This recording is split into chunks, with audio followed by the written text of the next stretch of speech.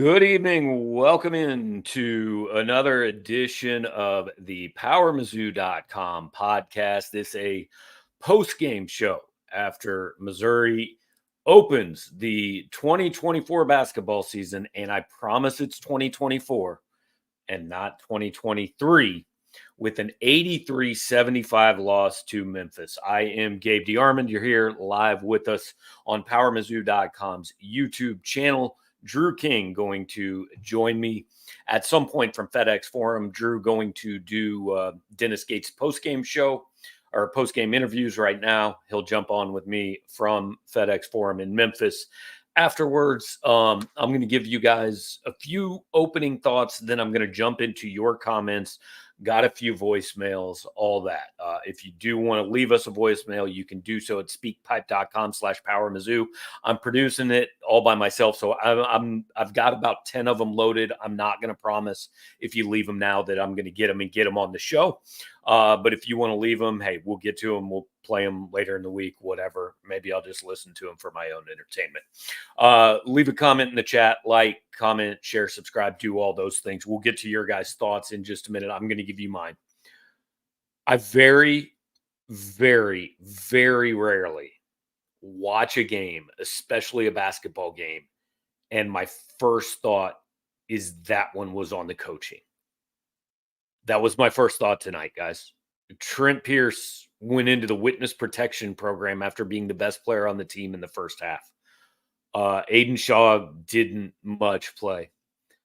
Jacob Cruz didn't play the entire first half, then made his first appearance when the lead had been cut from 13-4 and had an absolutely brutal turnover. Marquez Warwick didn't play and then kind of randomly played for a minute and went out. Caleb Grill couldn't get off the court despite turning the ball over 5 times. The rotations were really weird. I mean, they just were, and they always are. Like, it's been a thing for 3 years. There's no question. But like tonight, I felt like it really hurt Missouri. I just didn't quite understand the rotations. I'm not there. Drew is. We'll see what Dennis says after the game. John, I've got to agree, man. The rotations just didn't make any sense. I don't know. Where was Trent Pierce? Like Anthony Robinson got hurt. Fine. He's out for a little while. I get that. But Trent Pierce was healthy. And Aiden Shaw was healthy. And Josh Gray had 4 fouls, and he just kept going out there, and Memphis just kept going right at him to take the lead. It was just, I don't know. It was really, really strange. And Dan points out, yeah, the killer was not getting Gray out with 3 fouls. As soon as he got his 4th, substitution patterns were limited, but he kept playing is the weird thing. I don't know. It was really weird. Now, look, I want to say a couple things. It's 1 of 31. The way you lost this game sucks. The way you lost this game hurts. You were up 13 points in the second half. That's a game you should always win. The fact that you didn't hurts, but you at least can point to, and I'm sure this is what Dennis is going to say after the game, and I'm sure it's going to make you guys mad. They were up 13. Like, they know, they have that in them.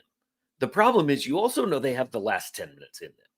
And tonight looked a whole lot like last year, not just in the Memphis game, which they led at halftime and then lost by 15.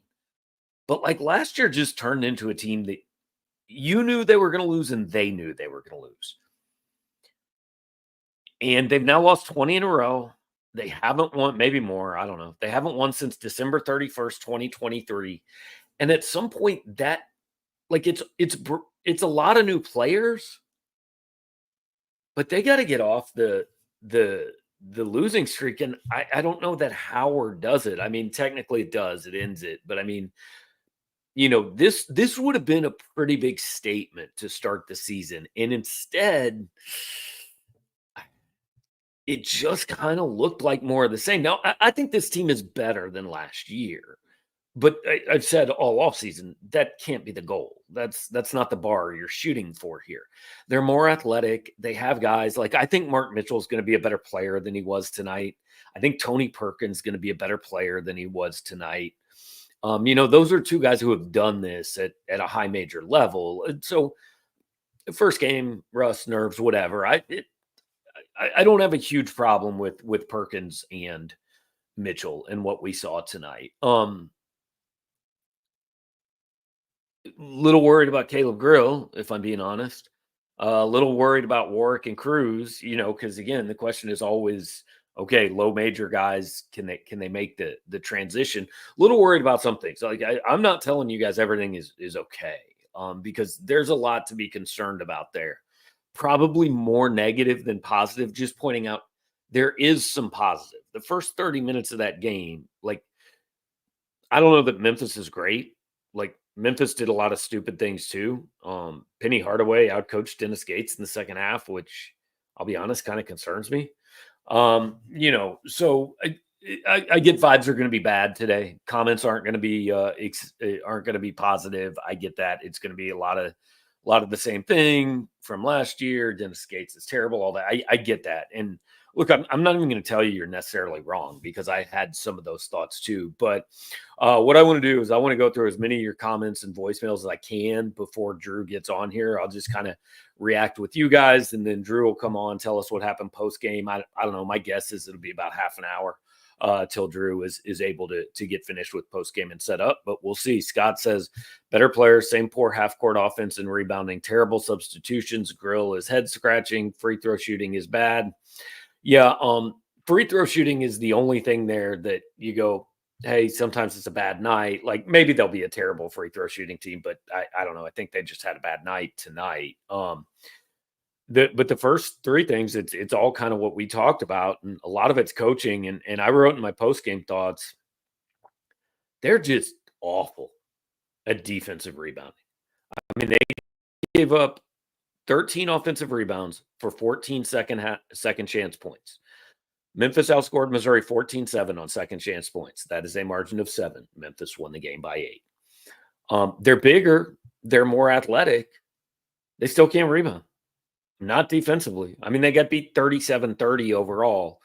So the teams had about the same number of rebounds off of each other's misses, but it was just, Memphis, Memphis had 13 offensive rebounds. Missouri actually got 10. That surprises me a little bit.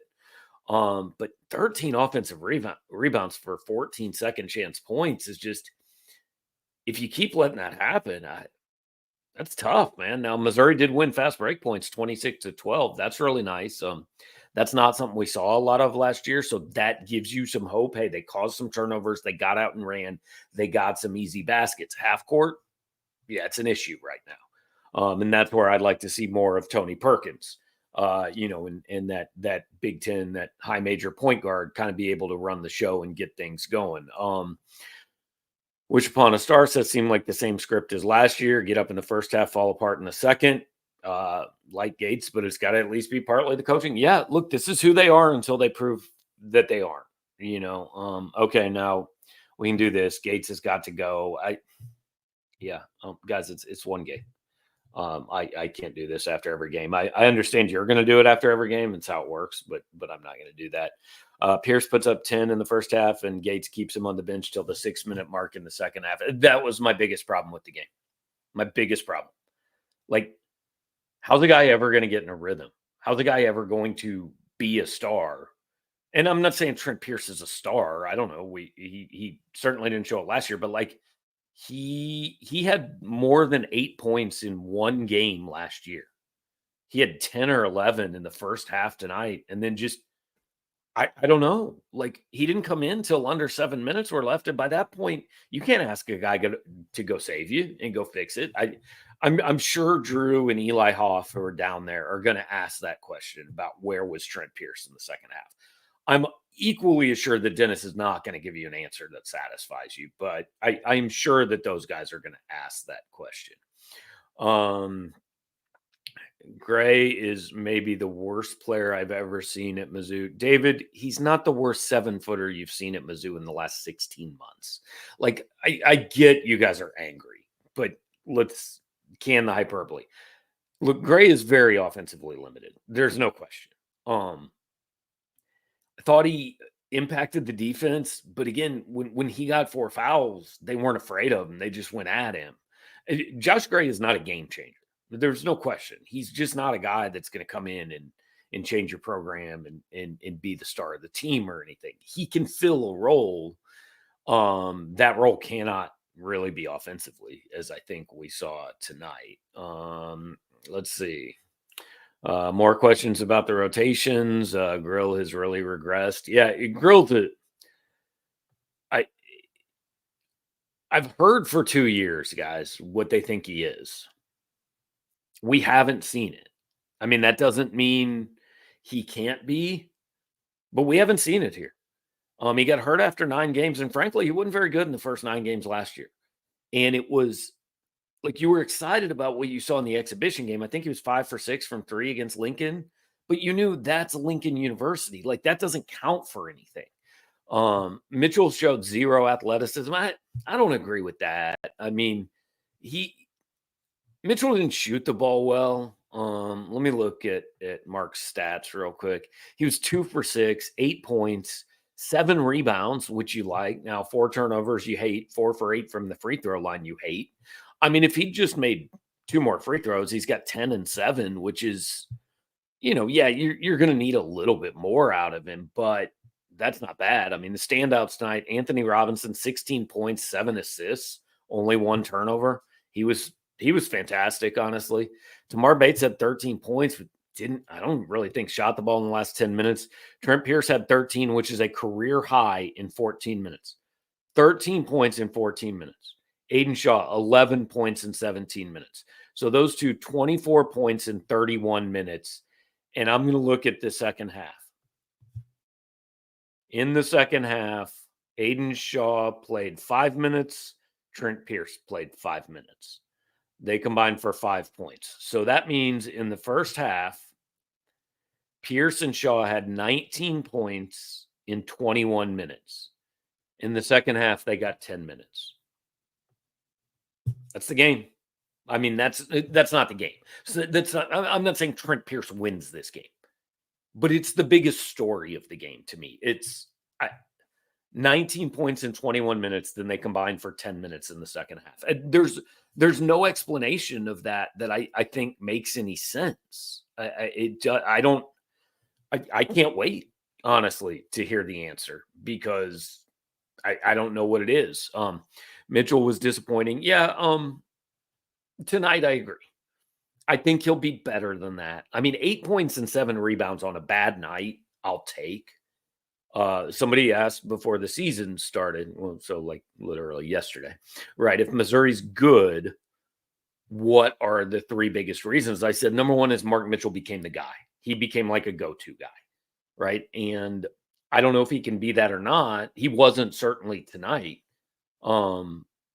They're going to need him to be, I think he needs to be the best player on this team. If you think this team is going to go somewhere, does Mizzou lead the country in consecutive losses with 20? I honestly have no idea, but it's certainly possible. This is going to be a long year. Again, we're 1 game in. Is there anything to get excited about? The first 30 minutes gave you reason to hope. Like, they looked legitimately good. They were getting their hands in passing lanes. They were playing defense. They were getting out and running.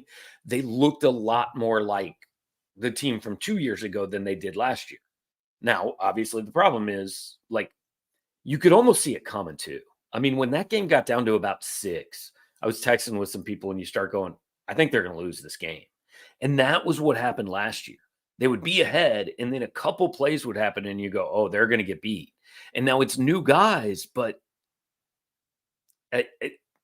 some of them are still here, and you just wonder how long it takes for a team to block out, hey, this team hadn't won a game all calendar year. And what I was most disappointed in, and I'm normally not big on this, but like Jacob Cruz had an awful turnover. I think Tony Perkins had a bad turnover. Somebody call a timeout. Like just call one in the backcourt. You get like 5. Just call a timeout once you pick up your dribble. You made a mistake, fix it. Call a timeout. Have the coach call a timeout. Anybody. I don't care who. But they didn't do that until they were behind. They let a 13-point lead completely slip away before they tried to stop the game. And so I think there's potential there to be. I don't know. I think I picked them 17 and 14, guys. Like if you thought this was a 25-win team, I don't think this is a 25-win team. I will say this. Drew will attest to this when he comes on. We texted this morning. I picked Memphis 83-76. I thought they were going to lose this game. I didn't think this team was ready to win this game on the road day one. Doesn't have to end your year. I don't know. Is Memphis a 28-win team? Is Memphis a 12-win team? I have no idea. They're probably somewhere in between. But it's game one. Like, is there anything to get excited about? Yeah, there's 30 more games, guys. They're going to be 8-1 when Cal comes to town. Now, look, if they lose again before December 3rd, then no, I'm not going to talk about it because they did it to Jackson State last year, and it was a sign of what was to come.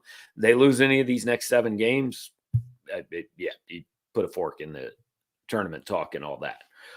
But the non-conference was always a 4-game schedule. You got Cal, Kansas, Illinois, Memphis. I think you probably got to win 2 of those. And why tonight hurts is tonight should have been one of them.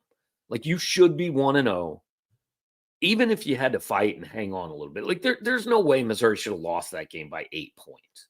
They were up 13 with like 12 minutes left. You don't lose that game by 8 points. It wasn't the loss. It was the loss, but it was also the total collapse that it required to get the loss that really hurts. So long way to go, but yeah, I understand I understand vibes are down today, guys. No question. We're going to go to the voicemail line a little bit here. And I'm just going to play these in the order that I uploaded them. I can tell you that I'm pretty sure this first one was left at halftime. So we'll listen in. Hey, Gabe, it's Dan over here in Manhattan, Kansas. This is a pleasant surprise at halftime. May need to get the message in while things are looking good. Aiden Shaw looks like something I've never seen out of him before, obviously. I really like having Josh Gray out there. It seems to make us so much less vulnerable inside from getting run over. Maybe that's Memphis being undisciplined, but I think we're behind on the rebounds, but we're in there competing there. We're not getting destroyed. And, okay, I mean, we look really good, obviously. We look great. So, first half, great. Let's see what happens. Well, obviously a little foreshadowing there on that one. Dan, yeah, I knew you left that at halftime. And it went away. It got worse. No question. All right, so I'm gonna go ahead and go to the next one. If Mark Mitchell is this team's best player, like you predicted, Gabe, we're in big trouble. When he shot that ball in the first half, I couldn't tell if he was shooting it or having a diarrhea. Gabe, this is really bad. Dennis Gates is a buffoon. Bye, Gabe. Mark Mitchell should not be a 3-point shooter. If they try to make him into Kobe Brown and an outside shooter, it's not going to go well. But like, I can only remember 1 3 he took. Mark Mitchell was 0 for 1 from 3. He was 2 for 6. He went to the line 8 times. He was kind of trying to bully guys down in the paint. Like, I don't think he thinks he's a 3-point shooter, which is certainly a good thing. Hey, Gabe. Sorry to be that guy, but I'm going to be. 3 minutes left in the game. Gates is trash. I don't understand it. I don't know how anybody thought this was going to be any different. No cohesion. Half-court offense. Terrible. All of these seniors, all of this experience, absolutely awful. Inexcusable. I want to say that I can't believe this is happening again, but I absolutely can. Gates is awful. Hey, Gabe. It was a bad night, no question. And I think it was a bad night for Dennis Gates. And I have no problem. I said it right at the top. I look, I'm not going to say fire him. I get that this is what we do after every game. But yeah, bad night for Dennis Gates. And the concerning thing is we've seen it before. No question. Like, I completely understand being down on him right now. I would, if you weren't, I would question a little bit what it is you've seen in the 20-game losing streak that has you encouraged and fired up. The one thing that I would say is you talk about all the experience and seniors. None of that was here. Like, none of that was here. The longest tenured player on this team is Aiden Shaw, and he just started his third year and apparently wasn't allowed on the court in the second half. But like, I don't really care how long Marquez Warwick played at Northern Kentucky or Jacob Cruz played at Tennessee Martin. That doesn't mean anything here. What a roller coaster of a game. My God. But big surprise. Coach Gates' team can't get an offensive rebound to save their life or get to the line. And when they do, guess what? They can't make the first one to save their life either. I'm always defending both teams and always being an optimist, but my goodness, do they try to hurt that feeling. My God, come on. Hopefully we get a comeback here at the end and they prove me wrong. MIZ. They did not prove you wrong. There was not a comeback. Vibes still bad. Look, I watched this whole game. I mean, this is the same pathetic team that we saw last year. Sure, do we look okay in stretches? Kinda. Do we have a lead at half? Whoop-de-doo. Another blown lead, another blown game where we just don't look good at anything. At the end of the day, it's coaching. It's the rotations. It's the system. It's the players. It's the recruiting. And every single one of those facets is Dennis Gates. It's time to have the conversation. I mean, here's the thing, guys. It's not time to have the conversation one game into a 32-game season. Like, he's coaching the rest of this year. If he goes 0-19, yeah, we're definitely gonna have the conversation. But if he goes 500, he's probably coaching next year too. So I'm going to tell you guys the same thing I tell you pretty much after every loss in either sport. I can't do this after every loss. It's one game. Look, Dennis Gates may end up being awful and getting fired, and all of those things may happen. And you may sit here tonight and you may know that. But this, I just can't. It's unintelligent discussion to have after every single game. Tonight was a bad night for Dennis Gates. He is going to be the coach for the rest of this year. At a bare minimum, we are going to have this conversation in March, not November. Hi, this is Aaron. There's just a lot of things to complain about. I think one thing that irks me about Coach Gates is how he benches people for long stretches of time, and then have them play. It's hard to get in the rhythm when you do that. I mean, Trent Pierce, stands out as to why he never played at all in the second half until the very end. This is all on Dennis Gates, in my opinion. But I am encouraged a little bit about the increased athleticism and so forth. But still, this was a game they could have won. I totally agree. Here is how much it was a game that they could have won. Hang on. I just discovered that I had titled my instant reaction story, Missouri opens with a win over Memphis. Because I started writing it with 12 minutes left and they were up 13 points and I thought they were going to win. And then I just forgot to change the headline. So they lost. That kind of sums this one up, right? Let's see where we're at in the voicemails. What's up, Gabe? It's Josh calling in from Rapid City, South Dakota. Watching both the Chiefs and Mizzou basketball right now. Looks like Mizzou's going to end up. All right. I don't want Chief spoilers. So, Josh, I hope you didn't give me one. But losing this one. My question is, I'm not trying to overreact too much to one game just because a team can change a lot throughout the season. And, shooting variance is as crazy as ever in the game of basketball, both in the NBA and college basketball, and it can lead to a lot of crazy things. But my thing is, Memphis maybe had a more disastrous offseason than any other program in college basketball. And if Mizzou doesn't even look competitive in their loss to Memphis, what really are realistic expectations for this team? And are those expectations enough to keep Dennis Gates around? What's up, Gabe? It's Josh calling in from Rapid City, South Dakota. Again, like at the end of the year, I don't know. My concern is, like you said, Memphis is. We'll see what Memphis is down the road. But like, it's not stable. It's not a team that you think, well, they should outscore us by 23 points in the second half or whatever the number was in the end.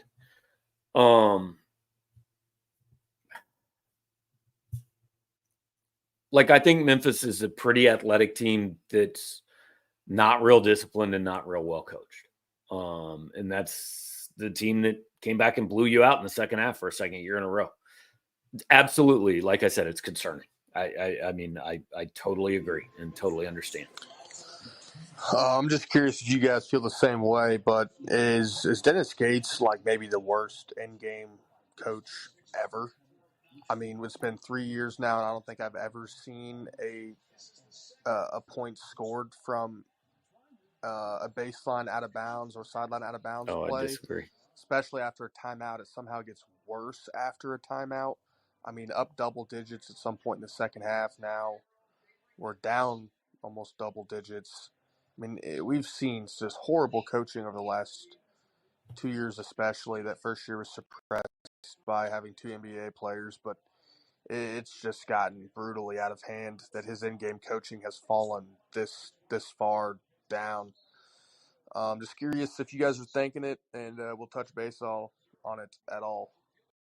Look, I had issues with tonight. No question. We've touched on that. The first, I mean, the point about the baseline out of bounds, I totally disagree. His first year, they scored on a bunch. Tonight, they had a beautiful baseline out of bounds to Trent Pierce in the lane. He went to the free throw line. Like, he didn't score, but he got fouled and made a free throw. Didn't make two because I don't think anybody made two all night. But I mean, that's a good play. It caused him to foul. So I think the points are over the top and misguided. I'm fairly confident he's not the worst in-game coach in the history of basketball.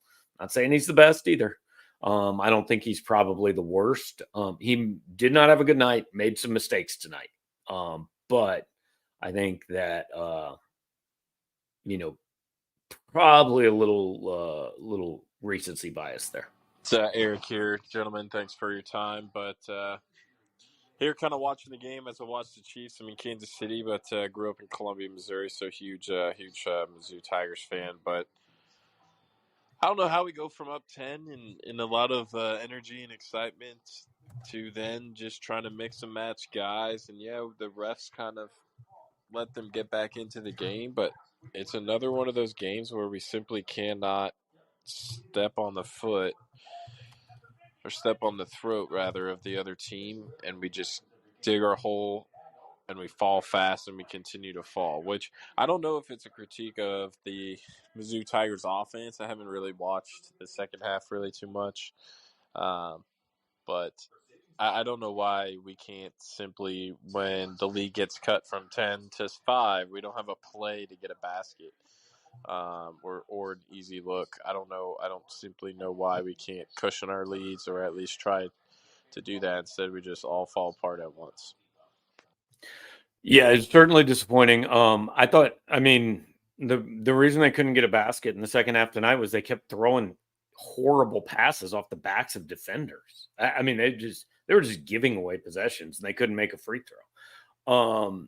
Again, coaching certainly a part of it. A lot of execution issues, but yeah, just the complete meltdown. And it was like as soon as it happened to one guy, it happened to everybody. I mean, Anthony Robinson was a little, obviously had a cramp, a little beat up. He wasn't on the court. Trent Pierce wasn't on the court because he just wasn't allowed to be. But other than that, like, it didn't even matter who was on the court. It was like all of them at the same time. First off, just want to say, a big fan of the show. But one thing I liked about Mizzou is Gates chose to let them play through that press instead of like calling a timeout and getting organized. It hurt them tonight, but it might help them in the long run. I'm really positive about this team, and I think we're going to be really good in the SEC. Look, you may be right. I don't like. I hated it tonight that he went so long without a timeout. I get you got to play through it, but at some point, man, your team's blowing the game. The job's to win tonight. The job. I mean, you needed to win. Up 13 points. You should have won this game. And like, we see a lot in games like that. You're up 13. Other team starts to make a run. They get back, get it within 1 or 2, get it tied, but they never take the lead. And then you stretch it back out, right? But when they take the lead, that's when the momentum, that's when it just, that's when everything feels so much worse. Memphis went up 2 and it felt like they were up 9. And then pretty soon they were up 9.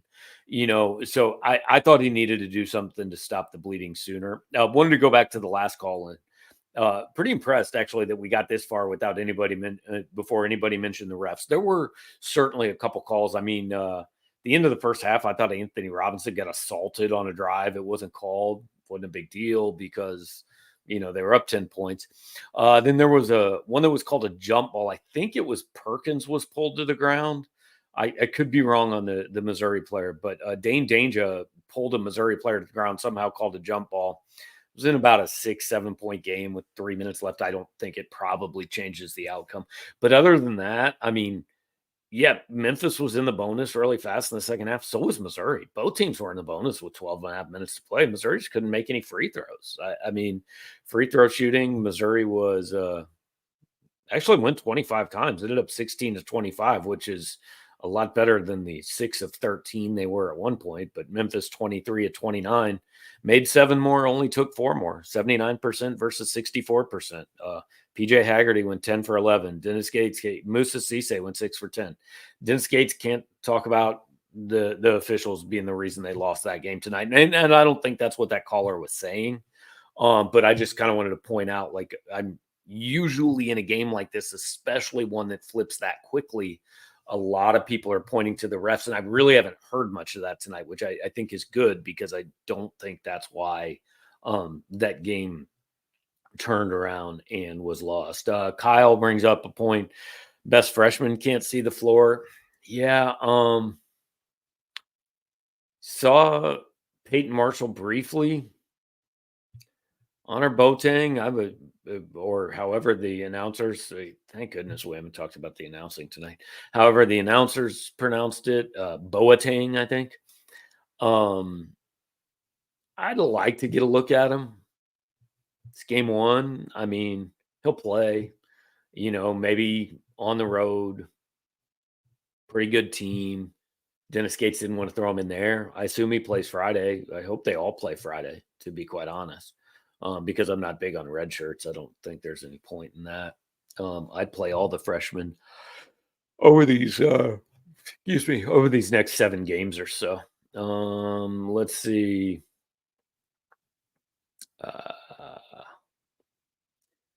JB, I don't think I should put that on YouTube. Don't even want to joke about that. Can we just fast forward to the part where we win 8 games and Gates is finally fired? Why do I watch this program? Oh, guys, what is with the substitution patterns? We're there. Gates or Pierce not playing till the second half. We're playing all the hits, no question. Why? What does Grill bring on the floor? Look, I haven't seen it. Haven't seen it. Does Pinchton make it to the weekend? Look, Robin Pinchton's going to go to, by the way, if you didn't see it tonight, the Missouri women lost to Vermont and got blown out like 20 points. So yeah, she's going to make it till the end of the year. She was not going to coach this year, guys. That decision was done. And then the athletic director changed, and Missouri just said, let's just play it out, save the money. Shocking. It doesn't look like that's really going to work out, but yeah, she'll make the weekend. They're not going to pay a buyout. She'll get to the end of the year. Let's see, losing culture. We're cursed. All right, now this is. Sorry, guys, it's past my bedtime waiting for Drew to get here. This is where I'll fight back a little bit. John says he doesn't even show emotion. One could take that as he doesn't care. Yeah, I mean, I don't know. Do you want Bobby Knight? Winning coaches, the sideline. Like the first year, literally everybody loved that he was so calm. And now everybody hates it. If they win, you love it.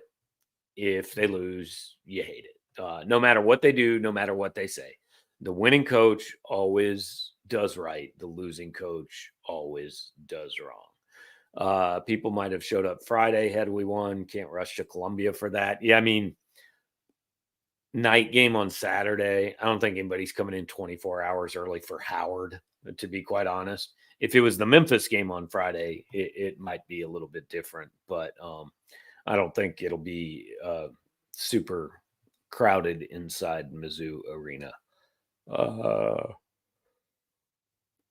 Let an average Memphis team back in the game. This team will be lucky to finish 13th in the SEC. I mean, I'll say this, guys. They were picked 13th, and I don't think that's like out of line. I said I expected somewhere between 9th and 13th, probably. I don't think that's unfair. I mean, they might be better than that, but the difference between 9th and 13th is probably a game or two.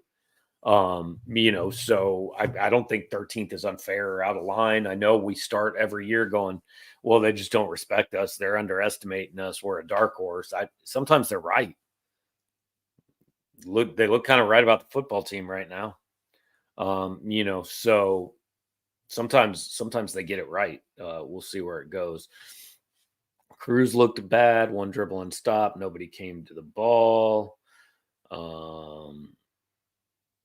Am I coping for saying I can see the team's potential? No, like, again, they had a 13-point lead on the road.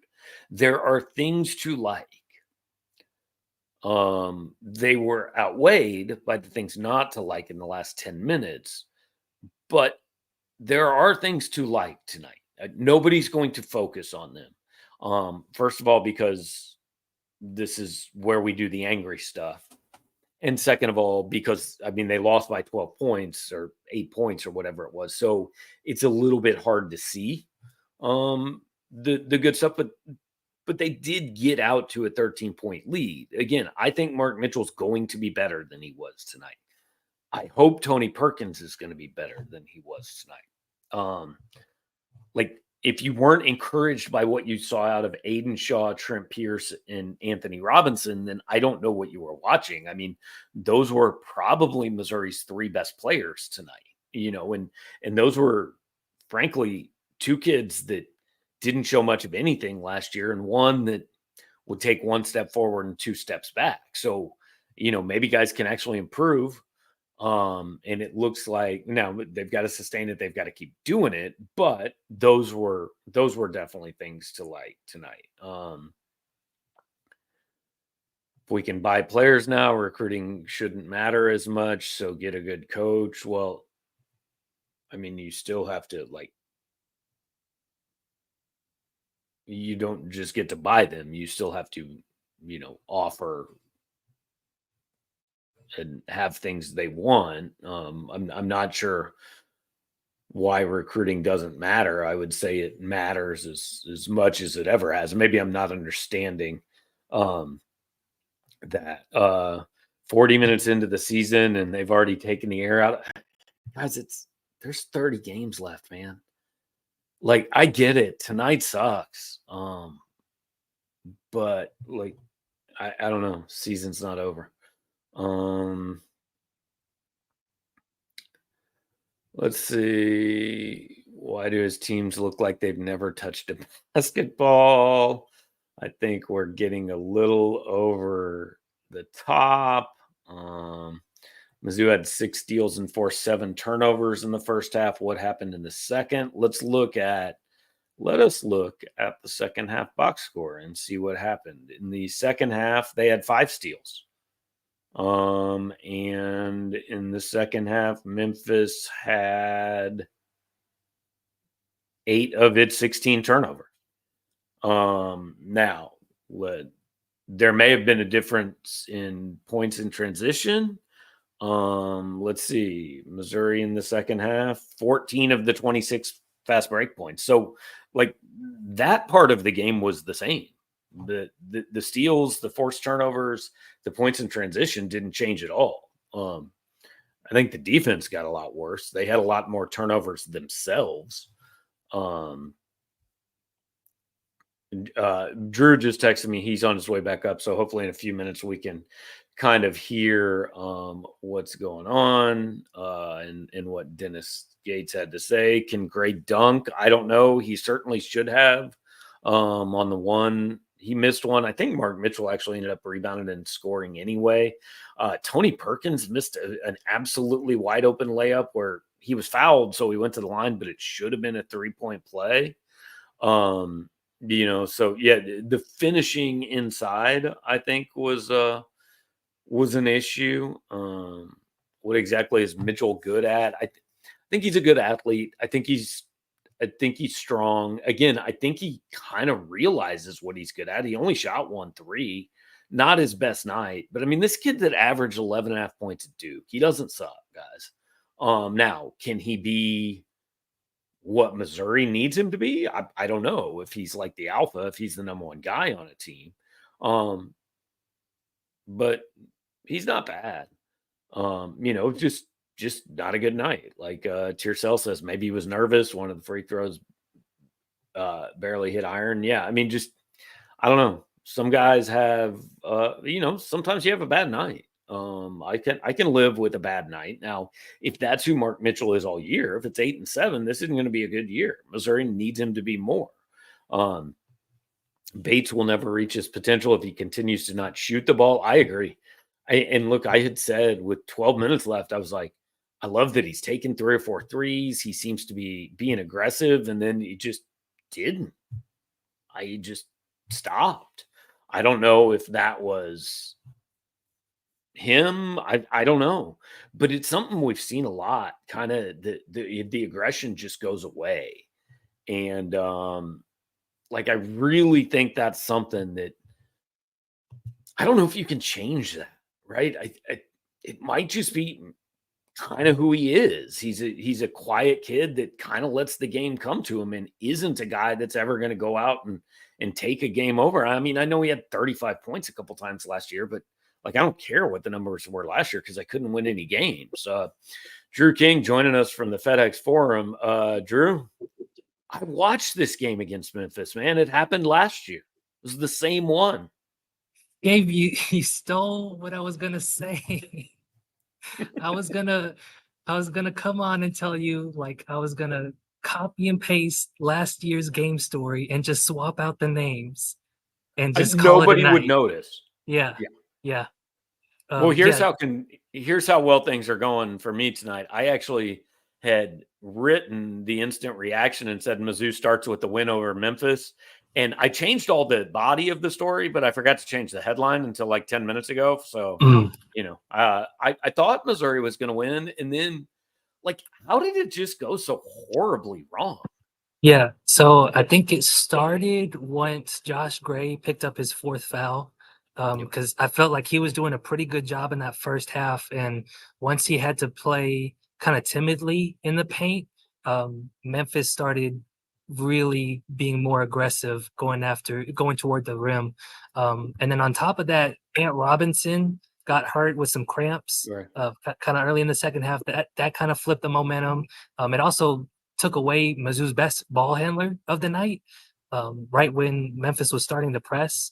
And so Dennis Gates at some points had to go with 4 guards just to get the ball across midcourt.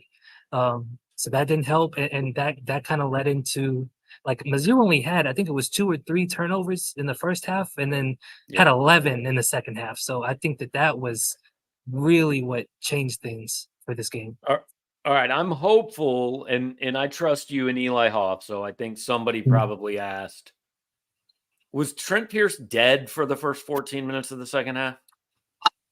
It kind of went back to what Dennis Gates was saying about ball handling, right? Like once Ant Robinson went out, they wanted those extra ball handlers to handle the press. And so that's kind of the situation that led But to like they didn't even Trent do Pierce. that is the disappointing Yeah, thing. that's the thing. And so I still don't totally understand how you keep your leading scorer at the half out of the game for the first 13 minutes of the second half. Like that part didn't totally make sense to me. I'll go back and look at Dennis Bates' answer again to see if I noticed anything different, but that was the reason he gave to us. Yeah. I mean, Shaw and Pierce combined for 19 points in 21 minutes in the first half. They played a total of 10 minutes in the second half. That's that there's no world in which the second half is a 22-point swing and that makes any sense. Yeah, I mean, me. I think too, like he was really good about keeping disciplined with his rotation in that first half, right? Only 3 guys got off the bench. And then in the second half, with Gray getting into foul trouble, with Robinson getting hurt, he Then it was opened just it up a little everybody bit more. going Yeah, for a minute. everybody like, hey, can you help us out here? Hey, Jacob Cruz, I just remembered you're on the team. Do you want to go in and turn the ball over? So that's kind of what I saw as one of the differences in the two half was just that he didn't stick to what was working necessarily. Yeah. And that included going away from Aiden Shaw and Trent Pierce. And instead going, let's see what Peyton Marshall can do. Right. Like I mean, the point of having 18 players is figure out in the first half who looks good tonight, and maybe let's let them be good. Let's not put Jacob Cruz in for the first time all game when they're cutting into our 13-point lead to turn the ball over. Let's not just randomly throw Marquez Warwick out there at a weird time. I don't know. Like I said, I started this saying, rarely do I watch a basketball game and say that one's on the coach.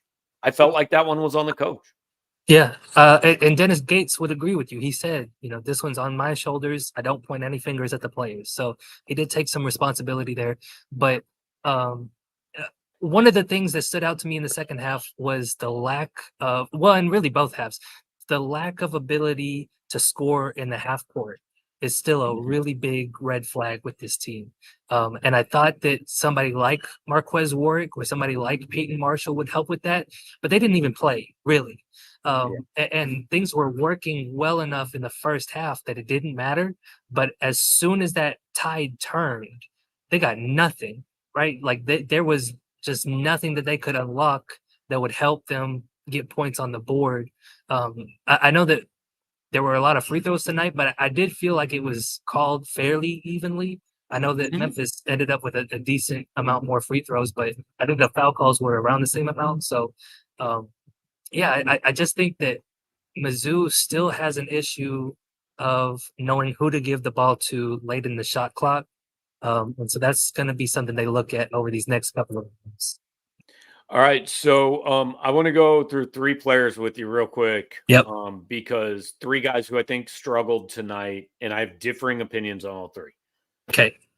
Not a great night for Mark Mitchell. I'm not all that worried. I think Mark Mitchell will be better than this. Do you agree with that? Yeah, I would agree with that. Memphis has a small backcourt, but a pretty big front line. And I think Mark Mitchell struggles with that a little bit, just kind of the physicality of Musa Cisse and Dane Danger and Nicholas Jourdain. So I think that there will be nights he's a better finisher. I think there will be nights he's better than 50% from the free throw line. So yeah, like Mark Mitchell, not his best debut. I'm not too concerned with him. All right. Next one, I'm going in order of concern here. Next one, Tony Perkins. The optimistic me says, well, they were holding him out as a precaution. Maybe he didn't practice a lot. Maybe he's a little rusty. The pessimistic me looks and says, I really thought he was going to do a lot more than he did tonight. Yeah, I think that's totally fair. On the bright side, he didn't turn the ball over too much, unlike Mark Mitchell. But yeah, like part of me wonders, like, is he still not 100%? You expected a lot more from him for sure, because like I said, Memphis does not have that big of a backcourt or of a perimeter rotation, so I kind of expected him to take advantage of that a little bit more, and it didn't happen tonight. We'll see what happens moving forward. Yeah, Zach Wright is asking for a Perkins stat line because he has a parlay that depends on it. He had 6 points, 2 rebounds, and 1 assist. My guess is none of those Eight are eight high points, enough. 8 points and 7 8 rebounds. points. Okay. Yeah. No, that was Mitchell. Perkins had 6. Oh, Perkins. Yeah, sorry. Yeah. Perkins had 6 points, 2 rebounds, 1 assist. All right, the third guy I want to talk about is Caleb Grill. Look, man, they've told me for 2 years how good he is. I just haven't seen it. Like, I'm not saying he's not, but we haven't seen it. Yeah. I thought it was ironic that like the 2 guys who looked best against Lincoln last weekend looked the worst tonight. Obviously, like, can't understate how disappointing it was from Caleb tonight. You know, like 5 turnovers, and some of them, I mean, you couldn't do anything but shake your head. Like, yeah, I mean, 2 of them on back-to-back possessions were just thrown at a guy's back. Yeah.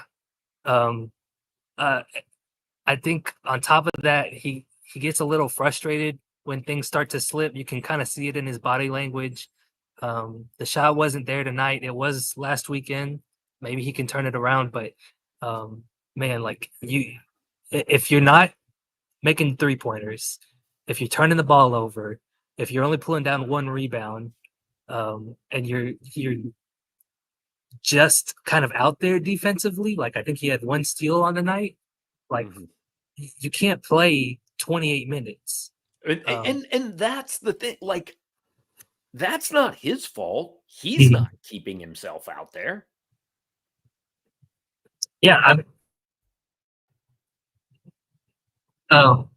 It's loud. It's loud. I got you. Yeah, but like Caleb Grill will have better days. Obviously, tonight, I think that it just got to him. Like, it wasn't his night, and everything kind of snowballed from there. But that's kind of the case with this team since last year, right? If the lead starts to slip at all, it's over. Because you think about it, like, I think Memphis took the lead back with 10 minutes left. That is plenty of time for Mizzou to go on 1 more run, and they just didn't have it. And they never had it last year either.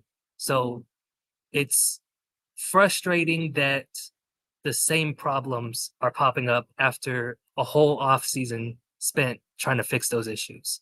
Yeah, I would wrap up by asking you if you got any sense that frustration was with the team, but I have talked to Dennis Gates enough to know by now that you did not get that sense from him at all. Correct. Yeah, they're gonna watch some film, Gabe. That's the plan. Gonna what's the word for it? They're gonna decompress. That's not the right word. I don't know what it is. I do want to talk. I don't know if you've brought it up, but I thought Anthony Robinson was phenomenal tonight. Yeah, he was. 7 assists and 1 turnover against that Memphis press. He was a big reason why they were in it to begin with. Led the team with 16 points as well. Like, that's a really good case for him to start for the rest of the season. Even if Tony Perkins and Marquise Work are healthy. Is it unfair that it just makes me nervous to watch him? Like, he looks out of control. He played really well. I'm not saying he's not. He just looks out of control to me. Yeah. And that might get him in trouble sometimes, Gabe. It didn't tonight, but it's exciting too, though. Like, he reminds me, he's got flashes of like Jose Alvarado with the Pelicans, where like, you're not speaking my language now. I don't know. You can't dribble without like having to check behind you at all times just to make sure he's not there. He's a shadow on defense. So that's And if he can play like that offensively, that's a really good player for Missouri. So I'm excited to see what he can do the rest of the year. All right, I'm all for it. Robinson, Bates, Mitchell, Shaw, Pierce. Give me the starting five. Let's go. Yeah, I think that's right. Won't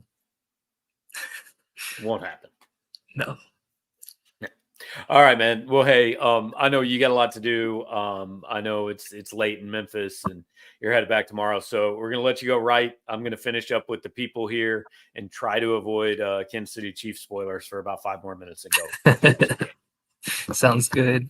Good luck. All right. Thanks, Drew. We'll see you. All right, that is Drew King from Memphis. Wanted to have him pop on. Like I said, he's got a lot to do tonight. So we're gonna let him go, guys. I think we've covered it, right? Anthony Robinson, good. Mark Mitchell needs to be better. Caleb Grill, bad. Dennis Gates, bad. Please show at some point this is a different team than last year. I think that kind of covers it.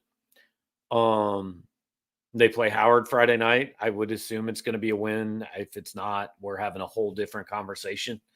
But hey, big game, first game of the season on the road. We want to jump on with you guys and kind of wrap it up, let you vent, let you get your thoughts and feelings out. We fired a few coaches, cut a few players, might have disbanded a program. Just another day. College basketball season, guys. Appreciate you hanging out. Before you leave, like, share, comment, subscribe, do all those things that help more people find the show. I'm going to put this out on a podcast. If you're listening on the podcast, just say nice things, share it on social media, all of that. You can find us Spotify, Apple Podcasts, I don't know, probably some other places too, but those are the big ones. We're on SoundCloud. So appreciate you guys joining us. Eli Drinkwitz Media Day tomorrow. And we're back in it. Busiest time of the year, right? Basketball Friday, football Saturday, all kinds of stuff. So you know where to find it. Maybe next time I'll even manage to get the won or the lost right on the post-game story before we do the show. So thanks for hanging out, guys. We will talk to you next time.